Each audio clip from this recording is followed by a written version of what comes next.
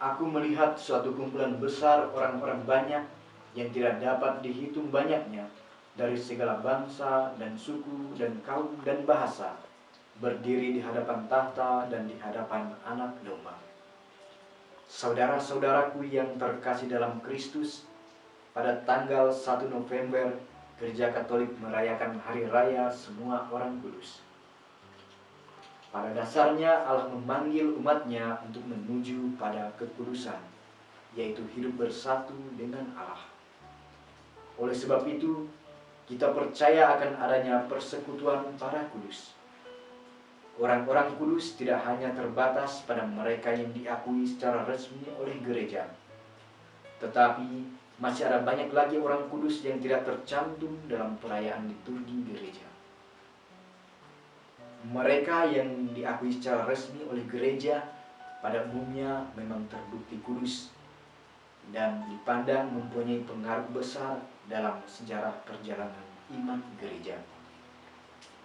Pengaruh itu masih akan berdampak di masa sekarang maupun di masa yang akan datang.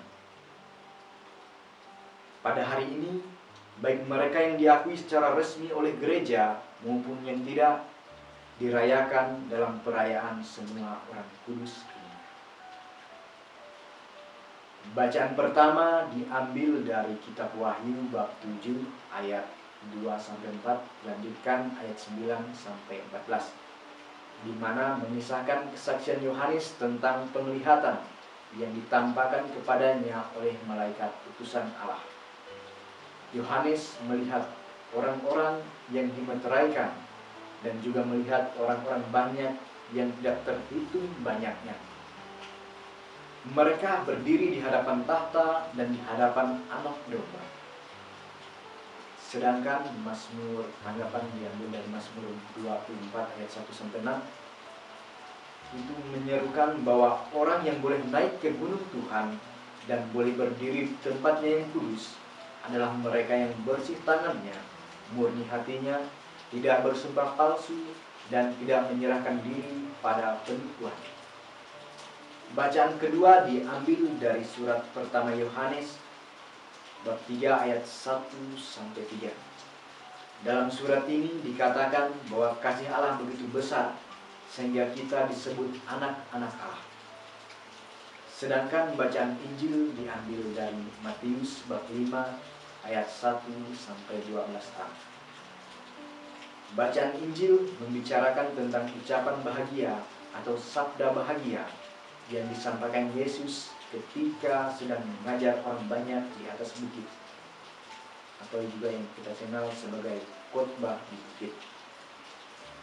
Saudara-saudaraku yang terkasih, bacaan-bacaan tadi mengarahkan kita untuk merenungkan misteri iman yang kita rayakan hari ini, yakni Hari Raya Semua Orang Kudus.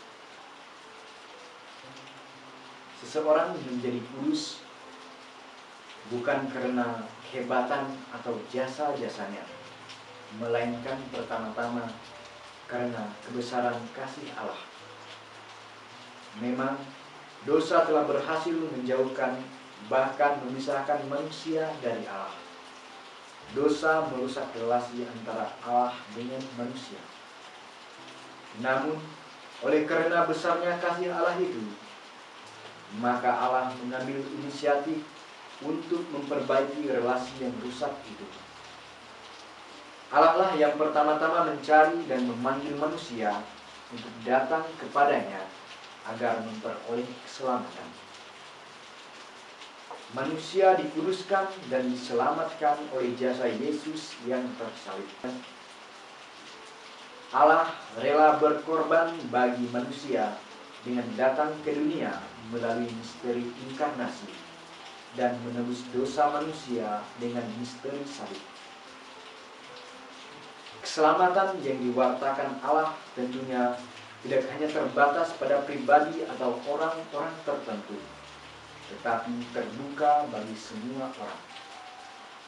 Yesus sendiri sebagai kepenuhan wahyu Allah mewartakan Injil atau kabar gembira bukan hanya kepada umat yang dipilih Allah, melainkan mewartakannya juga kepada semua orang yang mau terbuka untuk menerima Injil itu. Yesus mewartakan kegembiraan kepada mereka, orang-orang yang dipandang kecil dan sederhana, bahkan kepada mereka yang tidak diperhitungkan. Maksud dari sabda bahagia yang diucapkan Yesus ketika mengajar di atas bukit, yakni pertama-tama adalah Injil itu sendiri. Injil itu merupakan kabar bahagia bagi mereka yang telah mendengarkan pengajaran Yesus. Injil itu sendiri mengajarkan orang untuk bersikap miskin di hadapan Allah, mengajarkan untuk lemah lembut, membuat orang lapar dan haus akan kebenaran, membuat orang murah hati, membuat hati orang suci, dan membawa kedamaian.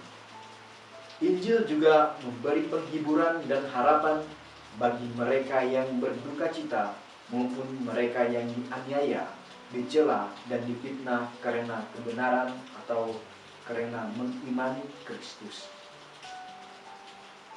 Para saudaraku yang terkasih, gambaran orang yang bahagia menurut Injil tadi cocok dengan gambaran orang banyak yang dilihat oleh Yohanes dalam penglihatan yang dinyatakan kepadanya,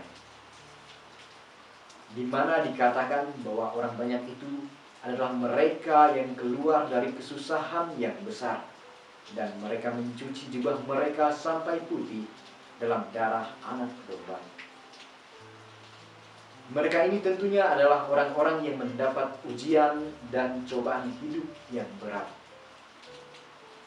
Karena pemberitaan Injil, mereka mampu bertahan dalam cobaan hidup mereka. Mereka menerima ganjaran keselamatan. Dosa dan kesalahan mereka telah ditebus oleh darah Yesus yang tersalib. Oleh karena itu, mereka diikut sertakan dalam kebahagiaan surgawi. Semoga dengan menghidupi semangat-semangat Injil dan dengan bantuan rahmat kasih Allah, kita dibawa pada persekutuan dengan Allah dan para kudus-Nya untuk mengalahkan kuasa kejahatan. Tuhan memberkati kita.